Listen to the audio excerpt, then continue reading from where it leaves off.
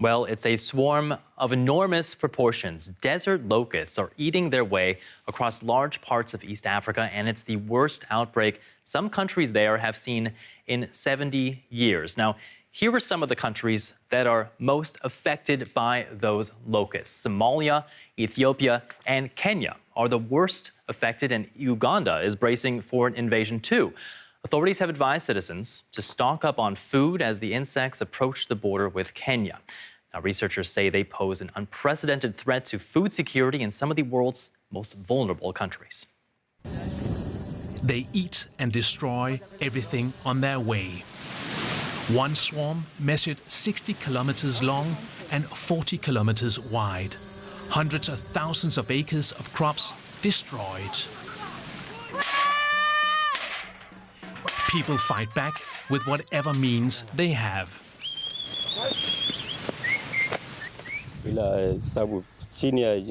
We are more than 200 herders here, and we all depend on this land for grazing.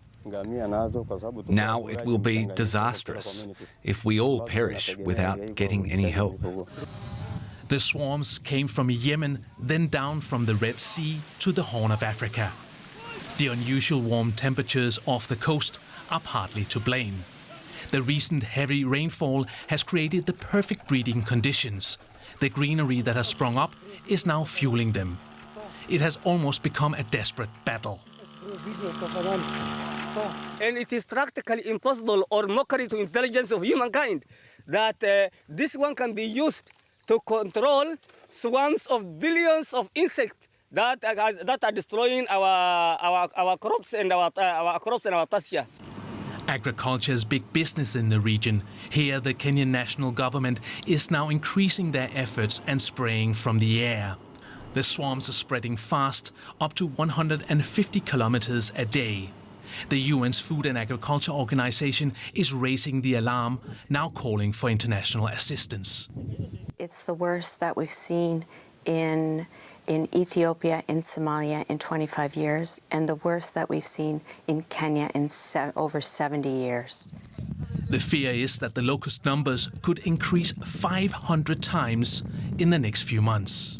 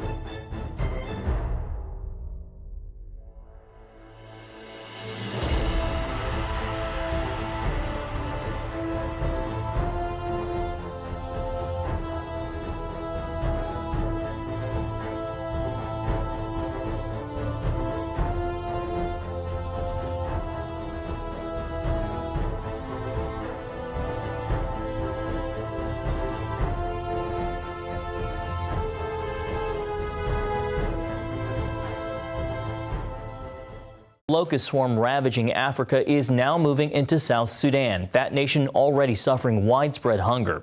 More than 5.5 million people, nearly half of the population there, already lack adequate food due to civil war, droughts and flooding. In Kenya, the government is mobilizing young people to fight the plague, training hundreds of cadets in how to identify and eradicate the locusts with pesticides. The United Nations and local authorities are also asking for more aircraft to spray the bugs. The swarm could increase up to 500 times by June, putting tens of millions of people at risk for food shortages. For more on the story, let's go back to Pat. CBN senior international correspondent George Thomas is just back from the region. George, you've made several trips to southern Sudan, which I understand is a Christian country. What about the suffering there? Yeah, you're absolutely right, Pat. 3/5 of South Sudan is Christian, as you know, Pat. It's the newest country to gain independence, gaining independence from Sudan back in 2011. But sadly, in those years since independence, it has been racked by civil war. As John mentioned, 60% of South Sudan is facing acute food insecurity. There's been widespread drought. And then on top of this, you have these locusts. We have a map from the United Nations showing the locusts continuing to spread. You can see there right at the bottom edge of South Sudan. It's creeping across the border. It has made its way into Uganda and Tanzania. But again, it's coming. It's coming to these countries that are already very unstable and facing all kinds of challenges, both politically and economically. And for South Sudan, Pat, it's almost just devastating. On top of all of this, the latest figures from the United Nations say that about 2 million children were about to face severe malnutrition, even without the problem of these locusts. Well, George, you've been in touch with our offices in Kenya. What are they saying about the impact of locusts in that country? Yeah, I just got a report this morning from our office in Nairobi, the capital city. They say that 17 provinces just east of Nairobi have been severely impacted. The worst one is Kitui County. There, a farmer just this week, Theophilus Kamanati, said to local reporters that he woke up last week and saw that his entire farm had been devastated by the crops. He said, quote, "The locusts feasted on the maize, green grams. They even ate watermelons. They also ate what was meant for our cows and goats." We are in a dire situation. The Kenyan government announcing just this morning that they were going to import hundreds of gallons of pesticide from the Japanese. They're deploying about 5 planes to try and deal with this problem. They're also looking into the possibility of using drone technology to try and combat this. But this is a huge problem. We're talking billions of locusts, and they're just a little late to the game, Pat. George, one last question.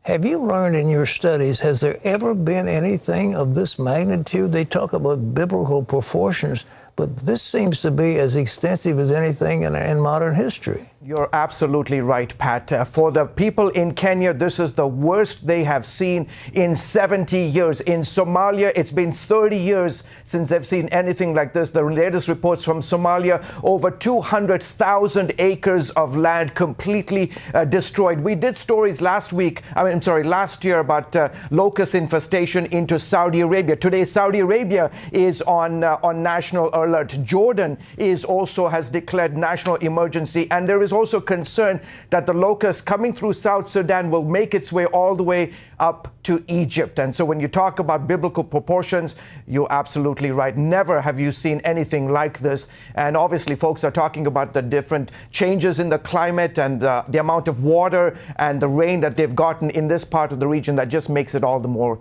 challenging for those in these very vulnerable countries, Pat. Thanks, George.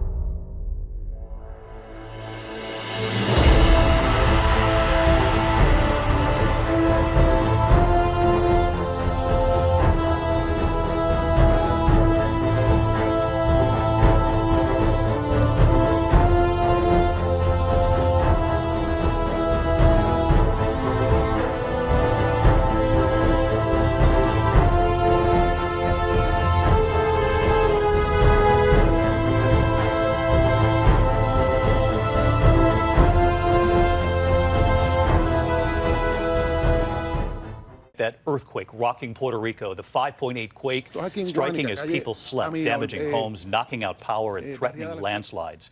It is the latest challenge to the island, still reeling from devastating hurricanes 2 years ago. Here's ABC's Victor Oquendo tonight. Tonight, Puerto Rico rocked by a 5.8 earthquake. In this neighborhood, houses cracked, shaken right off their foundations. Power poles snapped, stretching across the street. And look at this home. The top floor collapsed, hand-caking both cars parked below. It was one of the strongest quakes to ever hit the U.S. territory, causing small landslides on this highway. Drivers forced to avoid boulders during their morning commute. Officials say tremors have been hitting the area since late December. The quake striking at 6:32 a.m. local time, less than 10 miles off the southwest coast near the major city of Ponce, a place we visited a few months ago. Still so vulnerable more than 2 years since Maria. Rain coming, a lot of water. A lot of water comes right inside the house. More than 13 aftershocks hit today. This station live on the air during one of them. Despite the damage, thankfully, no injuries have been reported. Officials say that people on the southwest side of the island need to remain on high alert. Puerto Rico sits along the border of two tectonic plates, so earthquakes are a way of life there. The best advice for anyone whose house was damaged, wait for an engineer to clear it before returning inside. David? Thinking about everyone in Puerto Rico tonight, Victor, our thanks to you. Good evening, and it's great to have you with us here on a Tuesday night, and we have a lot to get to. We begin tonight with the frightening moments in South Florida today. The powerful earthquake, they felt it in Miami, a 7.7 magnitude quake, erupting along the same fault line that's affected Puerto Rico in recent weeks. The epicenter between Cuba and Jamaica, and you can see the school children here in Kingston, Jamaica, hiding under their desks. In Miami, workers evacuated from downtown high-rises, gathering in parking lots until they could be sure that the buildings were safe. There was a tsunami warning in the region for a time, and the concern tonight, that same fault line that's already been active. ABC's Victor Oquendo leads us off from Miami. Tonight, people evacuating from buildings in Miami as a massive 7.7 magnitude earthquake in the Caribbean rattles parts of the city. The alarm started sounding and they were told us to go downstairs to the stairs. We thought it was a bombing, we thought it was a shooting, we didn't know what it was. The earthquake's epicenter more than 400 miles away off the coast of Jamaica and Cuba. School children hiding under desks in Jamaica, 77 miles from the epicenter. Others evacuated in Kingston. Big earthquake going on, look at this. In nearby Cayman Islands, the pool water seen rattling. The last month has been an extremely active period for earthquakes in the Caribbean. Today's quake comes just 2 weeks after a series of devastating earthquakes in Puerto Rico, which sits along the same tectonic plates. And Victor, as you reported, they felt the effects of that powerful quake right there in Miami, where you're reporting tonight. And I know there have been aftershocks in the zone.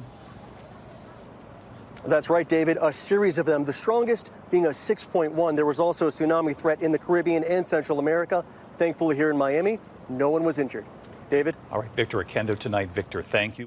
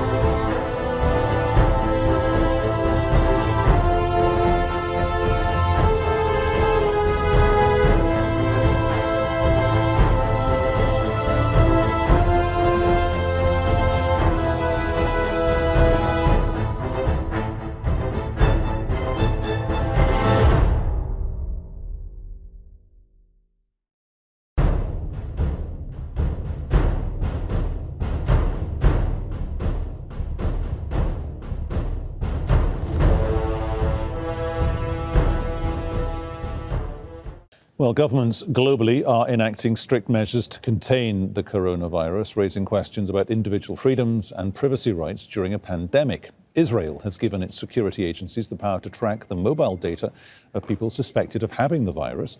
The government will use the information to force them into quarantine and warn those who've come into contact with them. South Korea has taken similar steps by using mobile phone and satellite technology to track potential carriers.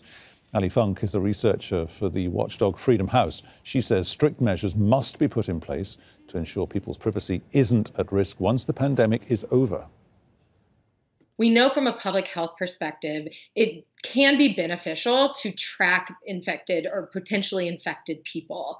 But what we're really concerned about is that this location tracking, the health-related information is going to be used for other purposes, particularly by governments who are using surveillance to track down activists or human rights defenders or journalists or even opposition figures. So if this information has to be collected, which I think in order to justify the collection, we have to ensure that it is scientifically supported as a way to protect public health. We need to ensure that the restrictions are as narrow as possible. So then when we get out of this, our privacy protections are still there, because what's happening is these current restrictions could have a lasting effect way long after we get the outbreak under control. It's going to be a big challenge, and it's something that we see post, terrorist attacks or other type of crises. And that's why it's very important for tech companies who are making these tools, for civil society groups, ordinary citizens, to really understand what type of limitations are happening now, so that once we get past this really scary time, we can fight again to have our privacy rights back to us, and free expression and freedom of association and assembly. The coronavirus has gone global, and so has the fear. The World Health Organization says the coronavirus outbreak is now officially a pandemic.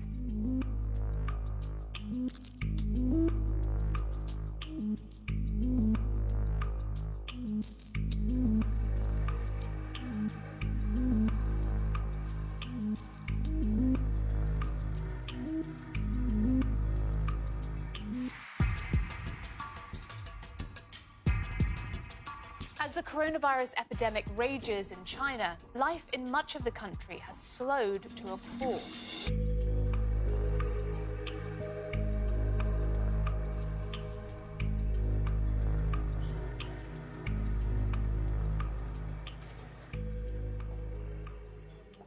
New infections are appearing in new places every day. There are now more new global infections of coronavirus outside mainland China than inside, where it originated, and the world is scrambling to contain it.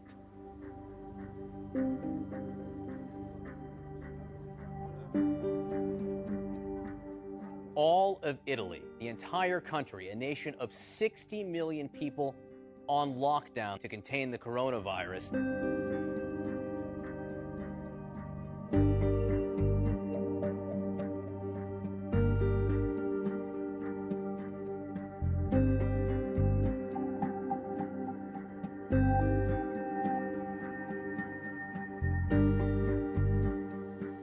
Is spreading across the global economy. It's causing the worst week for the U.S. stocks since the 2008 financial crisis.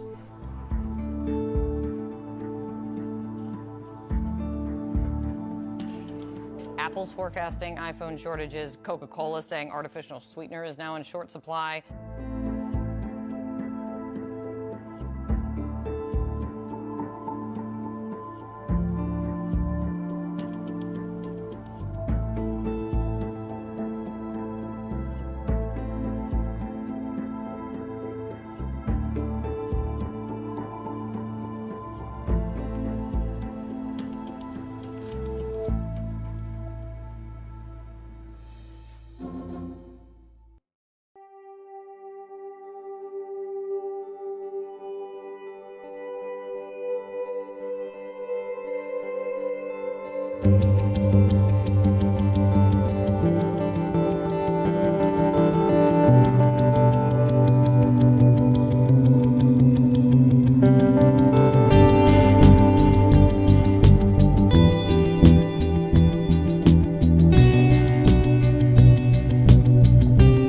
לוקח על עצמי להיות להיות הראשון שאומר לכם, פשוט לחדול בלחיצת יד כפי שאני עושה.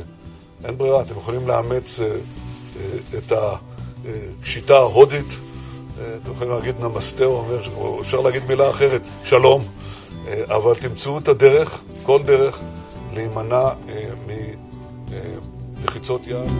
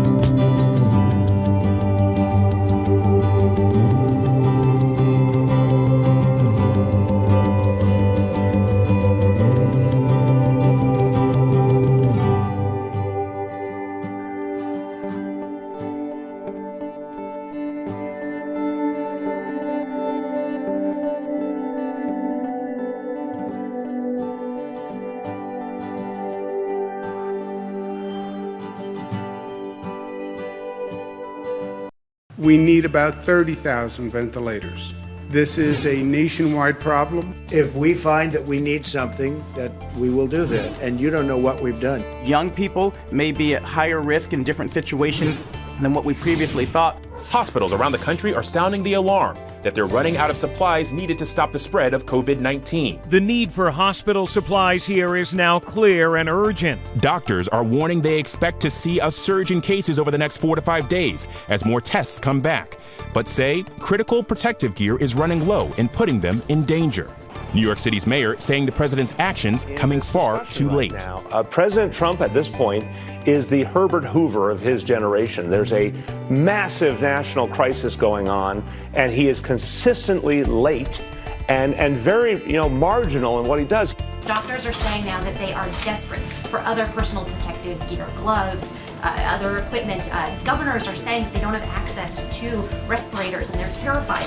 What is your reticence about invoking Governors the are Defense supposed to Production get Act? it, the states are supposed to get it, but we're helping the states.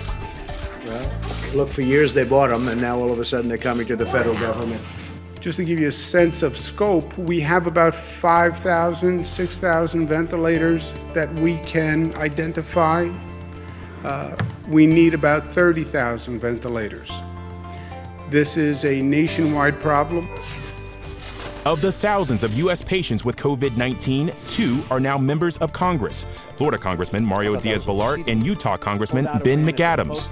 The attending physician saying other members who made contact with the 2 are low risk. This comes as the Senate passed a relief bill Wednesday. Now, lawmakers moving into phase 3, finding ways to quickly put money in the hands of Americans.